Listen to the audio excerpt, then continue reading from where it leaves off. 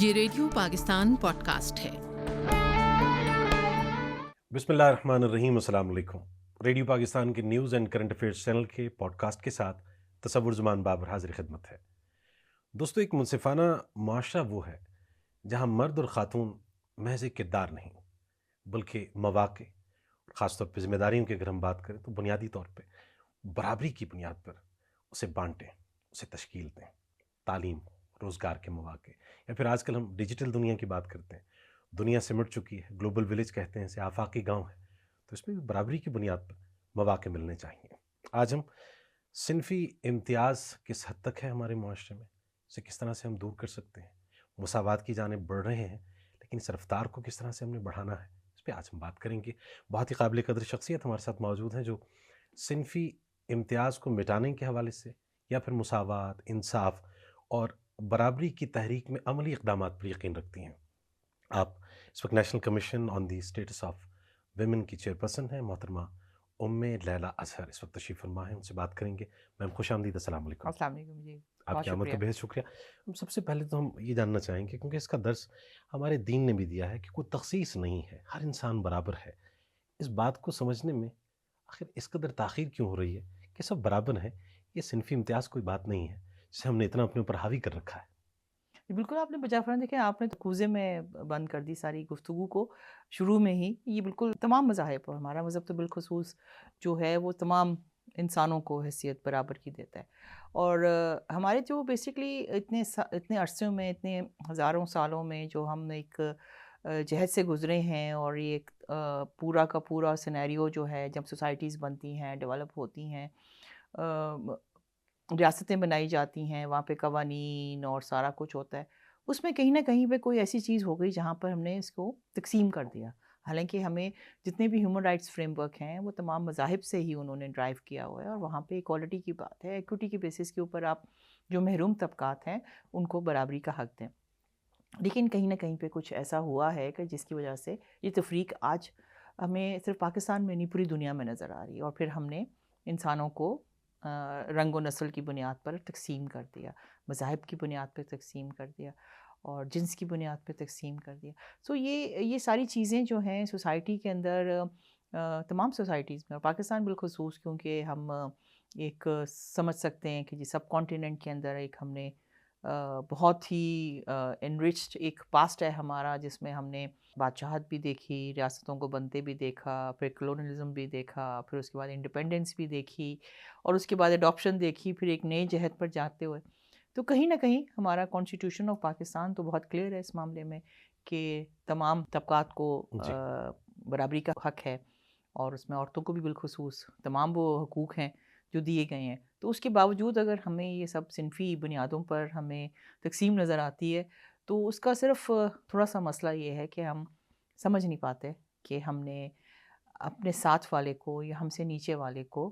کس درجے پہ رکھنا ہے۔ ام لیلا صاحب، یہ فرمائیے کہ پاکستان میں عورتوں پہ تشدد کی بنیادی وجوہات آپ کی نظر میں کیا ہیں، اور یہ مسائل زیادہ تر دیہات میں ہیں یا شہروں میں؟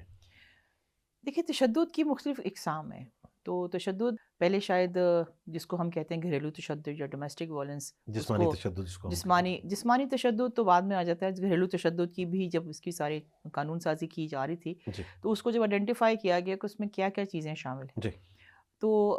جسمانی تشدد کی جب تک واقعات نہیں ہوتے تھے تو پولیس بھی ان کی ایف آئی آر نہیں کاٹتی تھی، اور وہ کہتے تھے کہ جی آپ کے گھر کا مسئلہ ہے۔ لیکن گھریلو تشدد میں نفسیاتی تشدد، ایموشنل تشدد، پھر اکنامک تشدد، اور پھر اس طرح کی چیزیں شامل جب کی گئیں تو پھر پتہ چلا کہ ہاں تشدد کی تو بہت ساری اقسام ہیں، اور یہ منوانے کے لیے بہت عرصہ لگ گیا۔ اور آج ہمیں بات کرتے ہوئے سمجھ میں آتا ہے کہ اچھا، ڈیجیٹل وائلنس بھی ایک، اگر ہم اس کی حدود پار کریں تو یہ بھی تشدد میں شامل ہے۔ پھر اسی طرح اگر اکنامک ہم یا معاشی طور پہ دیکھیں تو معاشی طور پر اگر ایک عورت کو وہ اختیار نہیں ہے تو وہ بھی تشدد میں آ رہا ہے۔ اور پھر ایموشنلی بھی جو اس کے ساتھ ناروا سلوک کیا جاتا ہے گھر کے اندر، تو یہ بھی تشدد کی شکم ہے۔ تو اس کو ایکسیپٹ کرنے میں ابھی تھوڑا ٹائم لگے گا، لیکن شروع ہو گئی ایکسیپٹنس اس لیے شروع ہو گئی ہے کہ اب ہمارے پاس رپورٹڈ کیسز آنے شروع ہو گئے۔ آپ نے سوال کیا کہ پاکستان میں بڑھتا جا رہا ہے، صرف پاکستان میں تشدد نہیں بڑھ رہا، وائلنس پوری دنیا میں بڑھ رہا ہے۔ اب اس کے پیچھے پوری کی پوری ایک نیریٹو تاریخ ہے ہے۔ اور تاریخ ہے اور اس میں کیا چیزیں ہیں، اور میں تو سمجھتی ہوں کہ اس میں جو ہماری جو اوپر اکنامک سوشل جو ڈیولپمنٹ ہوئی ہے پوری دنیا میں، پہلی جنگ عظیم سے لے کے سیکنڈ ورلڈ وار تک، اور اس کے بعد سارا، اور پھر ایک کلونیلزم کا جانا، اور اس کے بعد امپیریلزم کا ختم ہونا، اور پھر اس کے بعد کیپٹلزم کا آنا، اور اس پورے کانٹیکس میں یہ ساری چیزیں جو ہیں جب ہم ان کو دیکھتے ہیں تو لیئرز میں ہمیں نظر آتا ہے کہ یہ بڑھتا جا رہا ہے. اور اس میں پھر اگین وہی بات کہ جو محروم طبقات ہیں، جس میں سے عورتیں بھی شامل ہیں، بچے بھی ہیں، پھر پرسنس ود ڈسیبلٹی بھی ہیں، پھر تمہارے تھرڈ جینڈر بھی ہیں، وہ سارے اس کا شکار ہو جاتے ہیں. اور پھر یہ بھی نہیں، مرد بھی شامل ہو جاتے ہیں. میں یہ نہیں کہوں گی کہ مردوں کے ساتھ تشدد نہیں ہوتا، ان کا اگر وہ اس لیول پہ نہیں آ رہے تو پھر ظاہر ہے کہ ان کے ساتھ بھی اس طرح کی چیزیں ہوتی ہیں، جس طرح ویجز کا ہے، صحیح. اور پھر کام کی جگہ پہ ہراسگی ہے، وہ مرد اور عورت دونوں فیس کرتے ہیں. اچھا میم، آپ کے ادارے کے حوالے سے ہم جاننا چاہیں گے، NCSW کے حوالے سے کیا اس کا کردار ہے، اس کی ذمہ داریاں اور کہا ہے نمایاں، خاص طور پہ اگر ہم دیکھیں کہ مواقع بھی برابری کی بنیاد پہ ملے، خواتین کی بات اگر خاص طور پہ کریں، معاشی طور پہ وہ با اختیار بھی ہوں، تشدد کبھی نشانہ نہ بنے. دیکھیں، یہ جو ابھی آپ نے شروع میں بات کی نا کہ تشدد ختم نہیں ہو رہا، پھر میں نے بتایا آپ کو کہ ہمارے کانسٹیٹیوشن ہمیں کیا بتا رہا ہے. سو اسی تناظر میں جب یہ سمجھ میں آ رہی تھی بات کہ یہ بڑھتا جا رہا ہے ڈفرینس، اور پوری دنیا میں جو قانون سازی کے باوجود، کانسٹیٹیوشن ہونے کے باوجود عورتوں کو وہ حقوق نہیں مل رہے جو ان کو ملنے چاہیے، تو ظاہر ہے اقوام متحدہ، پھر اس کے ساتھ بہت ساری ایسی ڈیکلریشنز ہوئیں جنہوں نے یہ حکومتوں کو سمجھانے کی کوشش کی کہ آپ عورتوں کے لیے ایکوٹی کے بیسس کے اوپر چیزوں کو لے کر آئیں، اور ان کو آپ افرمیٹیو ایکشنز لیں جہاں پر خواتین کے لیے پالیسی سازی بھی ہو، ان کو یہ اسپیسز بھی ملیں جو ان کی ہونی چاہیے. اگین وہی بات کے پیچھے سے آپ جب دیکھتے ہیں تو سب چیزیں وہاں موجود ہیں، مگر وہ کسی نہ کسی طور پہ ویسے نہیں پہنچ رہی. تو پھر یہ بھی دیکھا گیا کہ کون سے ایسے انڈیپینڈنٹ اور آٹونومس انسٹیٹیوشنز ہونے چاہیے جو ان عورتوں کے اسپیسیفکلی ان خواتین کے حوالے سے ان چیزوں کو دیکھیں. تو پھر national commission the status of women کے بارے میں جب بیجنگ کی ڈکلیریشن ہوئی تھی تو اس کے بعد یہ سارا پروسیس شروع ہوا، اور پھر پاکستانی حکومت نے 2020 میں آرڈیننس کے تحت national commission on the status of women کو فارمولیٹ کیا، اسٹیبلش کیا، اور پھر 2012 میں باقاعدہ قانون کے تحت اس کو اور تحفظ ملا، اس کا مینڈیٹ بڑھا. اب مینڈیٹ اس کا جو ہے بہت ہی ایک بہت بڑا کینوس ہے جس میں پالیسی لاء کو ریفارمز کی بات ہے، پالیسیز کو دیکھنا، لاس کے بننے میں مشاورت کرنا اور حکومت کو ایڈوائس دینا، پھر اکنامک سوشل پولیٹیکل امپاورمنٹ کے لیے جو گیپس ہمیں نظر آ رہے ہیں ان کو دیکھنا، ایڈوائس کرنا، کیپیسٹی ڈیولپمنٹ کے ماڈیولز بنانا، اور لوگوں کو آگاہی دینا، اویئرنیس دینا، نہ صرف خواتین کو بلکہ اوور آل تمام اس حوالے سے. تو ہمارا ایک جو پورا جو انٹیگریٹڈ وہ بن جاتا ہے، وہ پارلیمان کے ساتھ ہے، حکومتوں کے ساتھ ہے، پھر پروونسز کے ساتھ ہے، گورنمنٹس کے ساتھ ہے، پھر کمیونٹی کے ساتھ ہے جن کے ساتھ جڑے ہوئے ہیں، پھر جوڈیشری کے ساتھ ہے. تو وہ پورا ایک وہ رجیم ہمارے سامنے آتی ہے. تو پھر اب جب میں 2025 میں ہم بیٹھے ہوئے ہیں تو بہت سارے قوانین جب بننے کے باوجود ہم دیکھ رہے ہیں کہ تشدد بڑھتا جا رہا ہے، لوگوں کو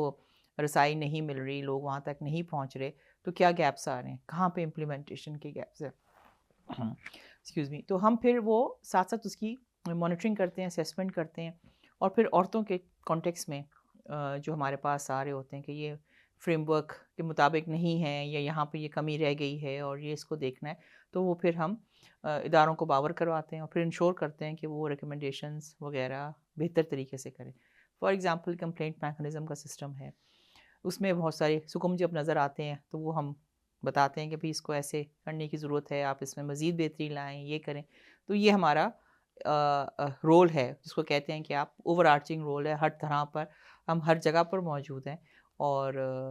اس طرح کی چیزیں کریں. پاسٹ میں اگر آپ پوچھیں تو ہمارا جو بیسکلی ریسرچ بیسڈ کام ہے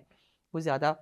رہا، لاز اینڈ ان کا ریویو کرنا، اور ایسی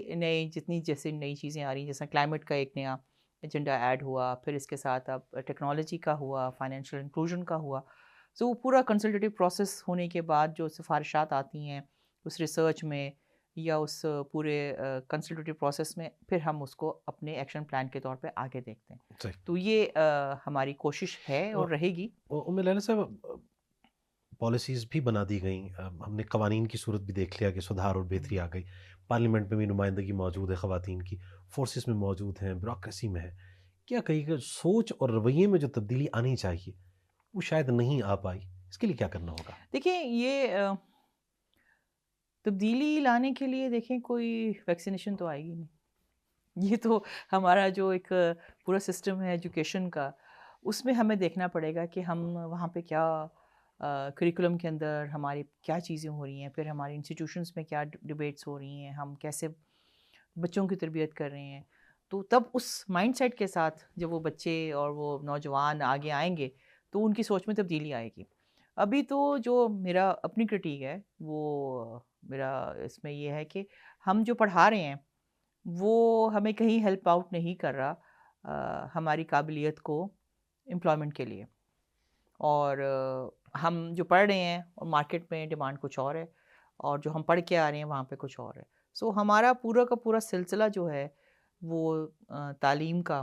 وہ کسی اور طرف جا رہا ہے. سو اس کا مس میچ ہونا ایک ضروری ہے. اور ایک ایلیمنٹ جو بہت مسنگ ہے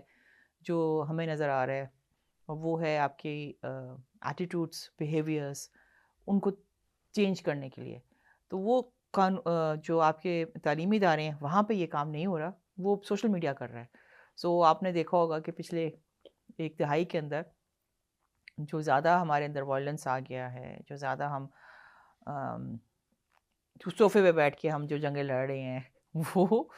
کچھ اور کسی اور طرف لے کے جا رہی ہے. وہ ہمارے اس کا حصہ نہیں ہے، تعلیم کا یا نصاب کا حصہ نہیں ہے. سو میرا خیال ہے کہ کہیں نہ کہیں کوئی گیپ رہ گیا ہے. ایک جو ٹیچر اور اسٹوڈنٹ کے درمیان ریلیشن تھا وہ بھی ہمیں سمجھ میں آ رہا ہے کہ ویسا نہیں تھا جب ہم پڑھ رہے تھے. کمزور ہو گیا، ہاں ویک ہو گیا، کمزور فرق ہو گیا کیونکہ اب زیادہ ڈسٹینس ہو گیا ہے. اور دوسری بات کہ جو پیشنس ہے، ٹالرنس ہے، وہ ختم ہو گئی ہے. ہم ہر انسان جو ہے وہ سمجھتا ہے کہ میں عقل کل ہوں اور میں جو بات کہہ رہا ہوں وہ. تو ڈائلاگ کی جو پوری ایک رجیم تھی جس میں ہم سارے فریقین بیٹھ کے آپس میں ڈائلاگ کرتے تھے اور پھر ایک نتیجے پہ پہنچتے تھے، وہ مسنگ ہے، اب مسنگ ہے. اسی وجہ سے یہ ہمیں زیادہ بڑھتے ہوئے رجحانات نظر آ رہے ہیں. سو کہیں نہ کہیں پہ ہمیں انگیجمنٹ کو انشور کرنا پڑے گا، اور چاہے وہ تعلیمی اداروں میں ہو یا وہ سوسائٹی کے اندر ہو یا کسی اور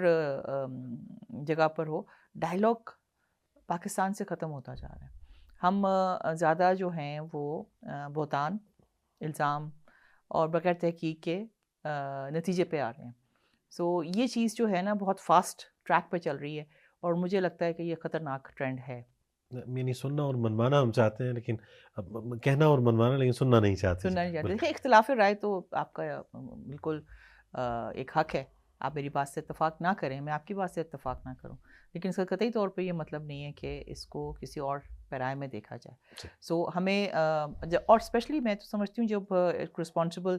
جگہوں پر لوگ ہوتے ہیں، تو ساری جگہ بھی جو ہیں کام کی جگہ سب رسپانسبل ہیں، وہاں پر آپ جب دوسروں کے لیے فیصلہ کریں تو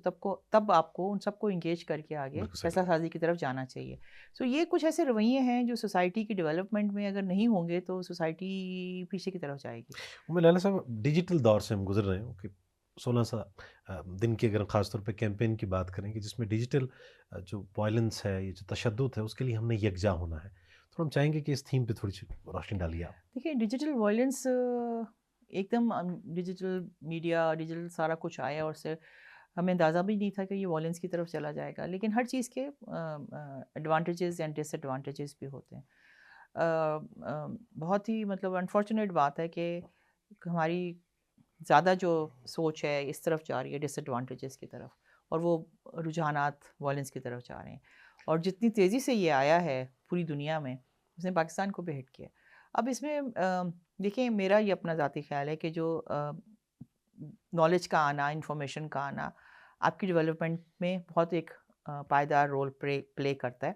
اور اسپیسیفکلی اگر ہم عورتوں کی بات کریں تو ڈیجیٹلائزیشن میں خواتین کی اکنامک امپاورمنٹ، ان کی فائنینشیل انکلوژن، ان کی جو اکنامک ویل بینگ ہے اور پھر سوشل ویل بینگ ہے وہ بہتر ہو سکتی ہے، ہو بھی رہی ہے. لیکن اس کے ساتھ ساتھ خطرات بھی ہیں. جس طرح آپ گاڑی چلانا شروع کریں تو باہر گاڑی لے کے نکلیں گے تو ایکسیڈنٹ کا بھی خطرہ ہے، گاڑی کھڈے میں بھی گر سکتی ہے، یہ سب چیزیں. تو یہ اس کے ساتھ بھی یہ چل رہا ہے. لیکن ابھی کچھ پچھلے کوئی 1-2 سالوں میں ہم دیکھ رہے ہیں کہ رجحانات بڑھتے جا رہے ہیں کیونکہ ایکسیس ہو گیا ہے لوگوں کا ہر چیز کی طرف، اور ہم اس کی جو ہمیں اس کے لیے پازیٹیو اس کا یوز کرنا ہے وہ شاید ہم اتنا نہیں کریں جتنا ہم نیگیٹو جا رہے ہیں. جو زیادہ کووڈ کے دوران یہ چیزیں سامنے آنی شروع ہوئی تھیں کہ عورتیں جو ہیں ڈیجیٹل وائلنس کا شکار ہو رہی ہیں. ایک امپورٹنٹ بات ہے، اور لوگوں کو پتہ بھی نہیں تھا کہ ہمارے ساتھ کیا ہو رہا ہے، اور پھر ظاہر تصویریں شیئر کرنا، پھر ویڈیوز بنا لینا، پھر وہ اب اے آئی کے ساتھ تو پتہ نہیں کیا کیا کیا ہو رہا ہے. سو آپ کی مرضی کے بغیر کوئی چیز آپ کی وائرل ہو جائے یا آپ پہ چلے جائے تو وہ تشدد کے زمرے میں آتی ہے. تو اس باریکی کو میں آپ کو بتاؤں کہ دنیا میں ابھی بحث ہو رہی ہے اس بات پر کہ جو technology facilitated gender base violence ہے اس کو ہم کیسے اس کے لیے کیا ہم بنائیں، کیا فریم ورک کریں، کیسے کریں. تو وہ بھی بحث ہو رہی ہے، اس میں پاکستان بھی اپنا ایک NCSW اس میں اپنا ایک کردار ادا کر رہا ہے. لیکن اس کے قطع نظر ہم نے جب یہ بڑھتے ہوئے رجحانات کو دیکھا تو ہم نے بیٹھ کر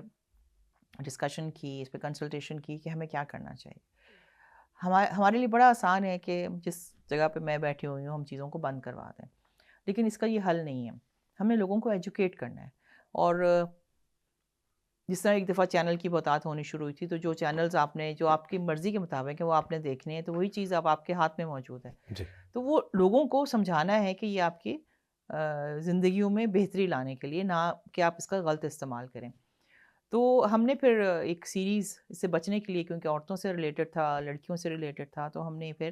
یہ سوچا کہ لڑکیوں کو یا ایڈولسنس گرلز کو اور خواتین کو یہ سمجھایا جائے کہ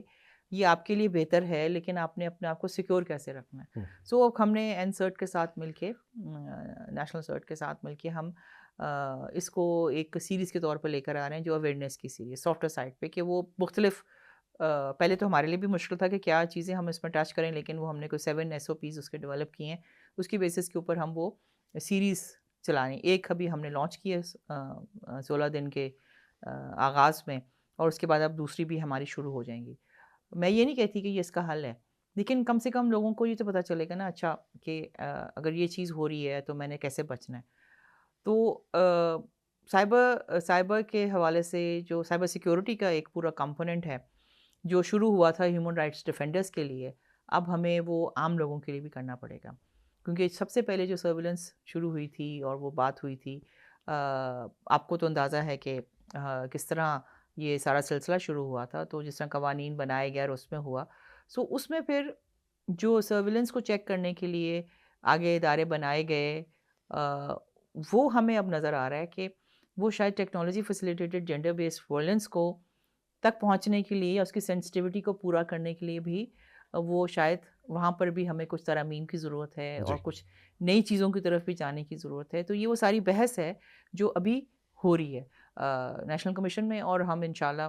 کچھ آنے والے وقت میں اس پہ کچھ بہت پازیٹیو اور کنکریٹ سٹیپس لینے والے ہیں. بالکل صحیح. لیلا صاحب، آپ نے ان کو تو شارٹ ٹرم پالیسیز کا بھی ذکر کیا ہے، سونا روزہ جو کیمپین بھی ہے، اور لانگ ٹرم پالیسیز کے حوالے سے کوئی اہم انیشیٹوز آپ کے خاص طور پہ NCSW کے حوالے سے، اس میں ریڈیو پاکستان یا میڈیا کے جو دیگر پلیٹ فارمز ہیں وہ کس طرح آپ کو معاونت فراہم کر سکتے ہیں؟ دیکھیے، ایک تو سب سے بڑی بات ہے نا، جو لانگ ٹرم پلانز ہیں وہ تھوڑا سا یہ بھی میں آپ کو بتاتی چلوں کہ کام تو پاکستان میں بہت زیادہ ہو رہا ہے، لیکن اگر ہم جب اس کو گننا شروع کرتے ہیں تو اس کا امپیکٹ ہمارے پاس نہیں ہوتا. میں کیونکہ ریسرچ سے میری بہت زیادہ وابستگی ہے، اور میں سارا کام اسی کانٹیکس میں دیکھتی ہوں کہ امپیکٹ کیسے آئے گا. میں جب نیشنل کمیشن میں آئی تو میں نے سب سے پہلے یہ پوچھا کہ اچھا یہ ہم نے کیا ایکٹیویٹی، تو اس کا امپیکٹ کیا، اس سے کیا حاصل ہوا. تو ہم نے اب اس کے لیے ایک پرائم منسٹر کا جو سیکٹورل پلان ہے وہ ڈیولپ ہوا ہے. اس میں سارے جو ہمارے سیکٹورل پلانز میں نا، ہر جو ہمارے سسٹینیبل ڈیولپمنٹ کے گولز ہیں ان کو سامنے رکھتے ہوئے ہم نے اپنا پلان بنایا کہ ہم کیا کریں گے اور پھر اس کو کیسے مانیٹر کریں گے. اس کے لیے مانیٹر کے بعد ہم اس کا آگے امپیکٹ کیا اسیس ہو رہے گا، تو وہ جڑ جائے گا پرائم منسٹر آفس کے ساتھ. تو یہ بن گیا، تمام ادارے کر رہے ہیں، ہم نے بھی یہ کام کیا. ایک تو یہ ہم نے شروع کیا. دوسرا یہ تھا کہ ڈیٹا بیس جو ایڈوکیسی ہے یا ڈیٹا بیس جو پالیسی میکنگ ہے وہ بہت ضروری ہے. تو ہم نے جو پچھلے سال سے کام شروع کیا ہوا نیشنل کمیشن نے ڈیٹا کو کلیکٹ کرنا. ہمارا ایک جینڈر کا پورٹل ہے جس کو ہم مزید انہانس کر رہے ہیں، اس میں سارا ڈیٹا فیڈ ان کیا جائے گا، ابھی بھی ہو رہا ہے، اور پھر آنے والے سالوں میں وہاں سے رپورٹس جنریٹ ہوں گی جو پالیسی میکرز کو تمام معلومات فراہم کریں گی. اور پاکستان کی ظاہر ہے کہ اعداد و شمار کے لیے ابھی ہمیں مسئلہ ہوتا ہے کہ ہم یہاں سے ڈیٹا لیں وہاں سے ڈیٹا لیں, تو ون ونڈو ڈیٹا جو ہے وہ اویلیبل ہوگا. صحیح. تو یہ ہمارا ایک پلان ہے جس میں سے کچھ کام تو ہو چکا ہے, اور اگلے سال جیسا میں نے ذکر کیا رپورٹوں کا, تو پرائم منسٹر کے آفس ایگزیکٹو آرڈر کے حوالے سے پاکستان نے نیشنل پیرٹی رپورٹ بنانی تھی. سو وہ اگلے سال ہمارے لیے ضروری تھا کہ تمام پروونسز بنائیں, اس کے بعد نیشنل کی طرف ہم جائیں. تو وہ کوششیں ایک سمجھ لیں آپ 60% 65% ہم کمپلیٹ کر چکے ہیں. تو آنے والے کچھ ہفتوں میں مہینوں میں اس کو فائنل کرنا ہے, اور وہ نیشنل پیرٹی رپورٹ پاکستان کی آئے گی. اور میں آپ کو یہ بھی بتا دوں کہ صرف پاکستان ہی وہ واحد ملک ہے جس نے نیشنل جینڈر پیرٹی پر جینڈر پیرٹی کے لیے اوپر فریم ورکس بنائے ہیں. باقی ساؤتھ ایشیا میں اور ایشیا پیسیفک میں بھی یہ چیزیں موجود نہیں ہیں. سو اس کے پیچھے بھی ہمارے پاس بڑا اچھا اگزامپل رہا ہے جو پنجاب حکومت نے 8-9 سال پہلے کیا تھا, اور وہاں پر ہم نے جینڈر پیرٹی کا فریم ورک بنایا, اور وہ ایک پروونس. مگر اس میں انفارچونیٹ بات یہ ہے کہ جب ہم نے وہ بنایا تو وہ پاکستان کو ریپرزینٹ نہیں کرتا, وہ پنجاب کو ریپرزینٹ کرتا ہے. تو بہت کوشش کی گئی کہ باقی پروونسز بھی اس کو اڈاپٹ کریں, مگر وہ ہو نہیں سکا. اب میں یہ کہہ سکتی ہوں کہ ہم وہاں تک پہنچ گئے ہیں, اور انشاءاللہ ایک دفعہ جب شروع ہوگا سلسلہ تو وہ آگے چلتا رہے گا. اور دوسری پھر آپ نے بات کی کہ کیسے ادارے سپورٹ کر سکتے ہیں, آپ جیسے ریڈیو پاکستان. میرا خیال ہے جو اویئرنیس کیمپینز ہیں اور اسی طرح کے جو چھوٹے چھوٹے مسائل پر جو گفتگو ہے اس کو آن ایئر کیا جائے. اور میں بھی سمجھتی ہوں کہ آپ کو ینگ جنریشن کو بلانا چاہیے, ان سے پوچھنا چاہیے کہ کیا کس قسم کے ان کے مسائل ہیں, جس طرح ہم کرتے ہیں ان سے پوچھتے ہیں, پھر اس کے بعد وہ ہمیں سجیسٹ کریں کہ ہمیں کیا کرنا چاہیے. اب چائلڈ میرجز کا ایک سیریس ایشو ہے, جو بچیاں پڑھ رہی ہیں وہ سمجھتی ہیں کہ ہمیں امپلائمنٹ کی طرف آنا ہے, اور اس طرح کی گفتگو جو ہے وہ زیادہ ہو ان چینل سے, تو میرا خیال ہے کہ ایک تو تشہیر بھی ہوگی اور لوگوں کو ایک وہ بھی ملے گا. جی بالکل. Way forward. لہٰذا صاحب, جو تعلیمی نصاب ہے اس میں کس قدر بہتری کی گنجائش آپ محسوس کرتی ہیں؟ آپ کس حوالے سے, آپ کی کمیشن کی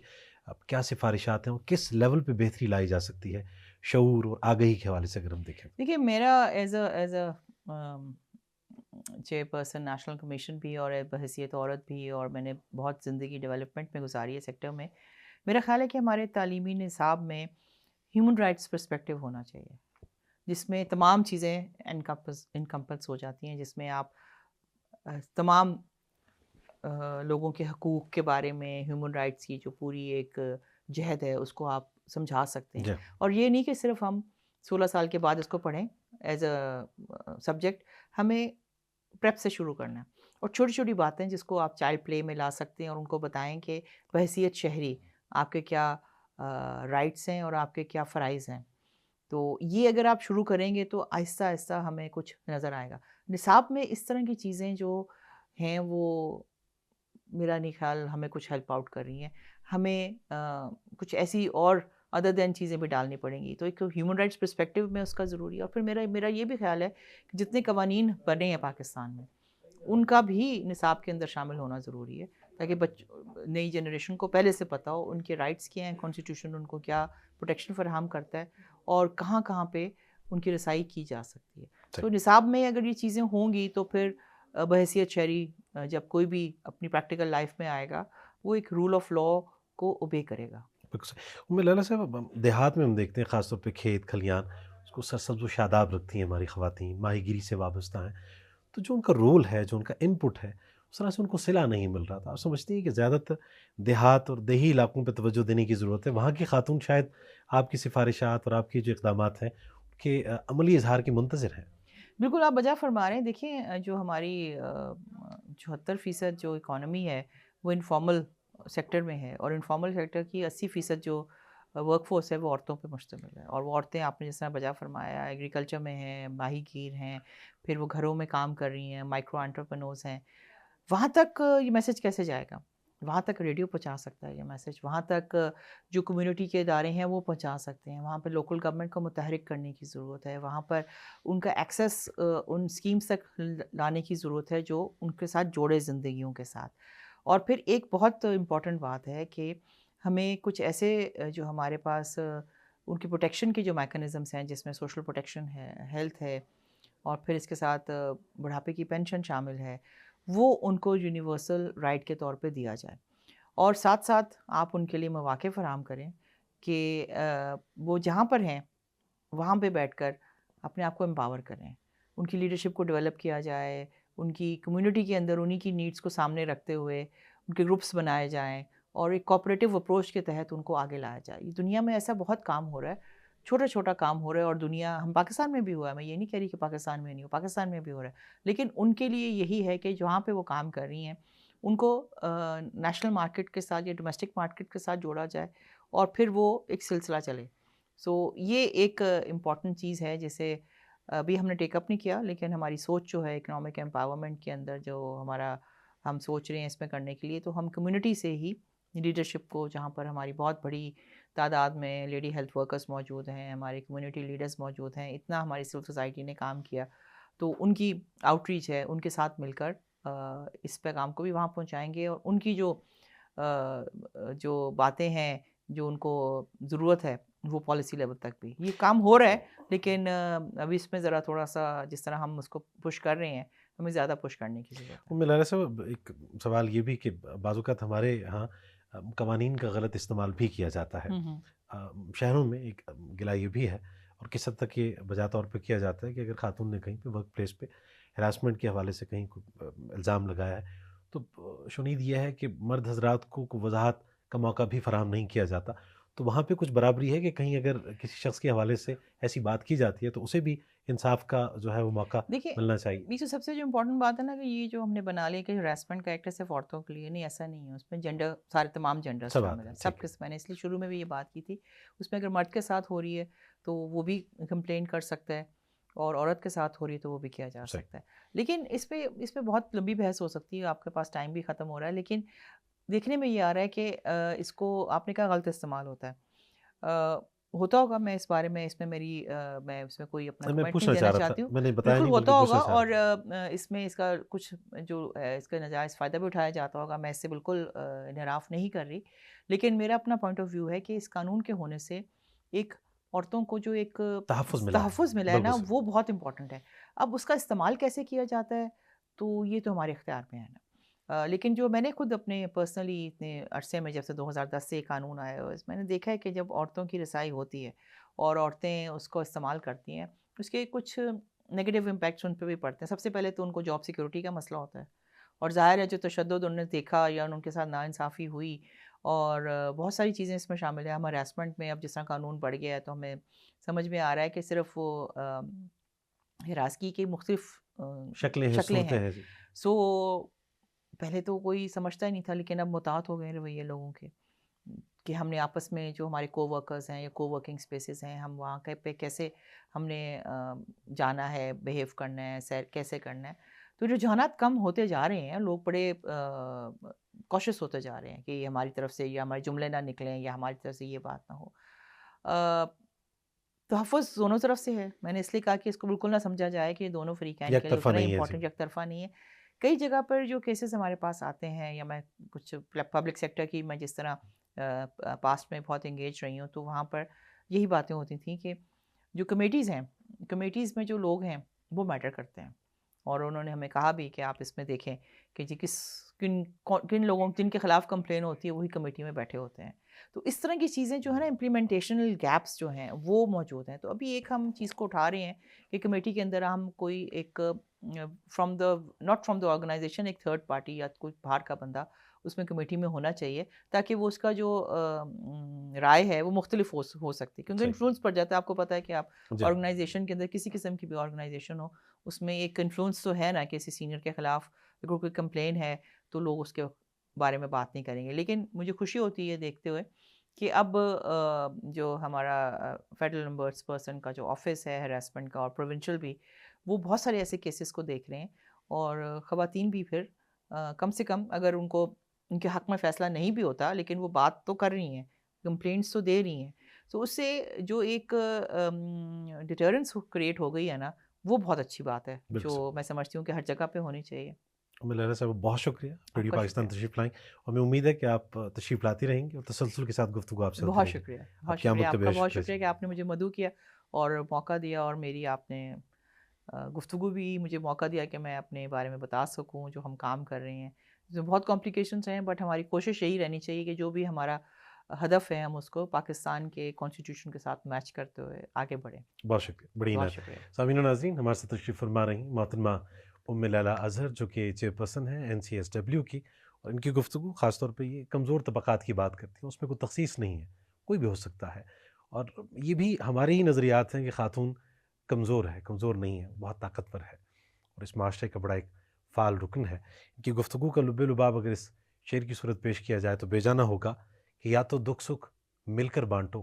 یا پھر چمن کا نام نہ لو,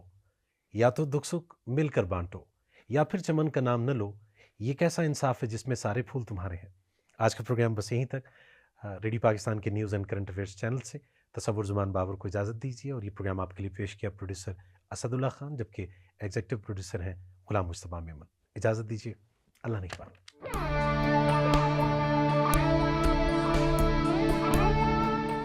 یہ ریڈیو پاکستان پوڈ کاسٹ ہے.